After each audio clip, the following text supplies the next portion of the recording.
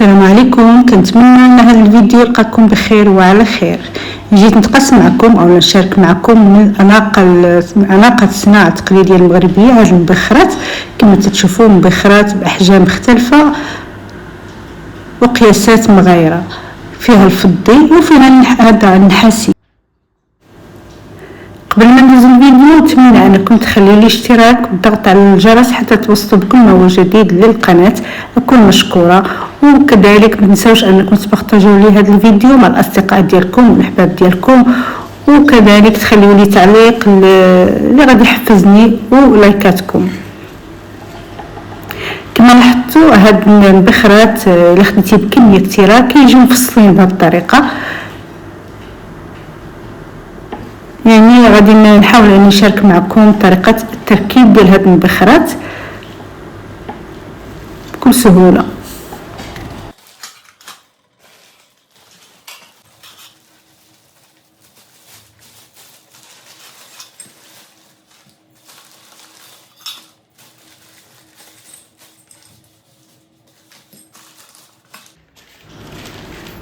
غادي نشوفوا الشكل الاول اللي بالنحاسي. كاين تقدري تخليه باللون ديالو كما تبان لكم بهذه الطريقه، او تشليه بالذهبي. انا كنفضل نخليه هكا على طبيعته باش حتى الى تبدل اللون نقدروا غير نحكو حكه خفيفه بهذيك بالبودر الخاصه بي صافي كتنظف عندي كشعر عادي. هذا المشلل اللي كيكون مشلل بالذهبي ما ننصحكمش انكم تاخذوه، لانه هو تيكون زوين شكلا لكن ما كيصبرش بزاف، دغيا كيبدا يتغير له اللون وهذا يعني يقدر ما يصبرش خصوصا في المناطق اللي فيها الرطوبه. هي بصفه عامه هذا الاونيه ديال النحاس ما كتبغيش الاهمال، يعني ما خصكش تهمليها مره انك تنظفيها خصوصا في المناطق ديال الرطوبه. دغيا كيتغير اللون كتاكسده وكيتغير تيولي احمر، اللون ديالهم تيولي احمر ما كيبقاش عنده ديك الجماليه الزوينه. لهذا خاصه مره انا نقابلوهم ونمسحوهم ونستعملوا هذا المواد او ديال التنظيف الخاصه بالنحاس. صافي غادي نبداو نركبوا هاد المبخره هذه اللي هي قياس متوسط. بالنسبه للتركيب انا هذه طريقتي باش كنركبهم. يعني الا كنتي غتركبيها بوحدك هذه الطريقه، خدي اي حاجه. يعني انا خديت غير هذا الرولو ديال المطبخ، ممكن ديري بونجا ولا خديديه صغيره ولا المهم باش تركزي على هذا الطبسيل ديالك وتركبيه بكل سهوله دغيا باش تحكمي فيها دغيا وتركبيها، خصوصا الا كانت عندك الكميه كثيره دغيا تتسهل عليك الخدمه. اما ملي تيكون قياس صغير ما تيحتاجش يعني تحكمي فيها غير في ايديك وتجمعيها تركبيها ساهل.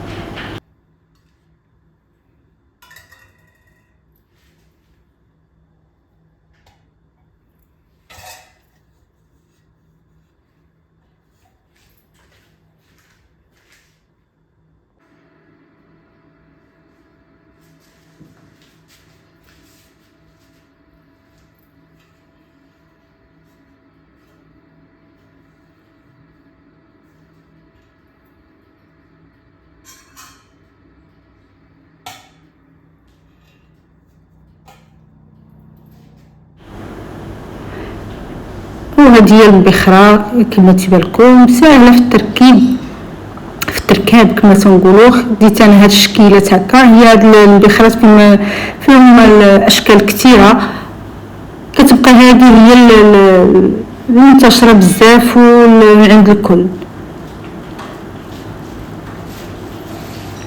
غادي نركبوا هذيك اللي مشله بالفضي.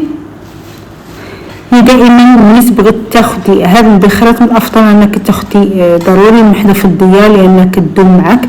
اللون ديالها كيبقى كيف ما هو، فقط شويه تنظيف الغبره اللي تنقولوا لها السقله باش كتسقلي الفضه وتسقلي المعمل ديال النحاس اللي مشلين بالفضي. كيسهل عليك الشغل ويسهل عليك الخدمه. هادو اللي تيكونوا مشلين بالفضي ما كيتعبوش بزاف مقارنة مع اللي كيكونوا مشلين بالذهبي.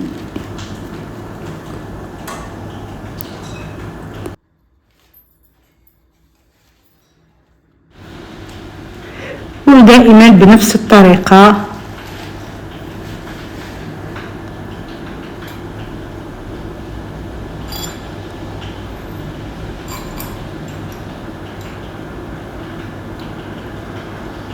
نقطة نبغي نشير لها بحال ما أنا لا خديتي مثلا بعض المرات هذاك المسمار أو هذاك اللي تيكون الوسط بعض المرات ما كيجيش في القياس ديال المبخرات كتباعو تقدري تاخدي قياس اللي بغيتي كتباعو يعني بثمن رخيص بزاف كتنقصي القياس اللي بغيتي وكتركبيه يعني بحال ما شي مره خديتي يعني وقع خطا لقيتي بان هذوك المسمار اللي غادي يجمع لك البخره ديالك ما مطابقش مع القياس ممكن انك تاخديه ما تيكونش غالي صافي كتقطعي القياس البخره ديالك. هاد الطريقه ديال انك الطريقه اللي درت ديال ورق المطبخ درتو من تحت ديال الطباشير ديال البخره كنتحكم في البخره مزيان وكنركبها بكل سهوله وكنزيرها مزيان كتجيني سهله كتجي عمليه في الخدمه. اما الا حاولتي انك تركبيها غير هكاك بلا حتى شي حاجه من غير مساعده غتعذبك شويه. هذه كذلك حتى قياس متوسط. شوفوا لي هاد المبخرات كيف عاملين زوينين بزاف انيقين. هذا هو الشكل المتداول واللي كتير واللي رائج بزاف. هذا بحجم صغير بزاف هذا كاين صغير من هذا الحجم لان كاين حتى واحد القياس صغير من هذا ومن بعد كاين هذا القياس هذا عاد متوسطه وهذيك الكبيره شويه لكن كاين قياسات كيف ما ذكرت في الاول بان كبر من هذا الشيء ديال الارضيين ديال الارض اللي كتحطوا في الارض تكون كبار شويه فيهم حتى المترو كيوصل حتى المترو. صافي هاد الصغيره سهله اني نركبها ما تحتاج تحكمي فيها شويه صافي كتركبيها بكل سهوله وكتزيريها مزيان.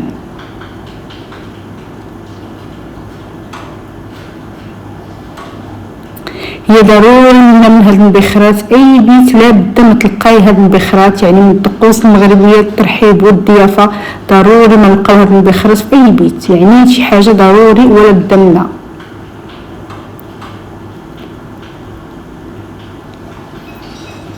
ما شاء الله الصناعه التقليديه المغربيه غنيه بزاف بزاف واخا تندخلوا بعض المرات حويجات دخيله علينا كناخذوهم مثلا من بلايص حدا اخرى يعني يعني شكيلات روميين يعني توجدوا بزاف لكن كيبقى الاصلي هذا هو الشكل ديالنا الا بد منه. شوف الزواق تيكون واحد الزواقه البيديه الشكل يعني الاصلي هو هذا. من في المبخرات دائما نحاولوا اننا نجمعوهم مزيان نغلفوهم مزيان وقت نحتاجوهم نجبدوهم ما نخليوهمش هكاك باش ما يتاكسداوش وباش ما يخسروش لنا يعني اي حاجه حافظتي عليها راه كتبقى على الشكل ديالها وكتبقى الزينه ديالها والجماليه ديالها محافظه عليها الا اعتنيتي بها.